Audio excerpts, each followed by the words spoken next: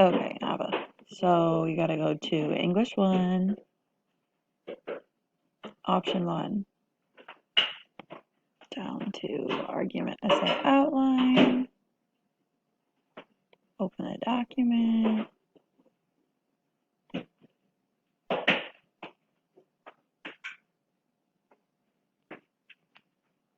enable editing. Okay, so this is your question. So you have to take a position on the role of technology. You have to decide what kind of technology will be used. So I'll give you an example that I did with Namer. So he did, in school, the only type of technology we need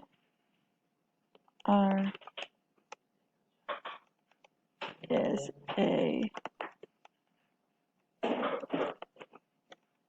laptop or computer. Okay, so that is his claim. So then when we go under supporting claim, I'm going to do laptops can help with reading. Right, you can read on a laptop. So the evidence we found was from, keep on reading, and then you're just going to explain the quote. And you're going to keep going like that. So just reasons why that technology would be the technology you're going to use.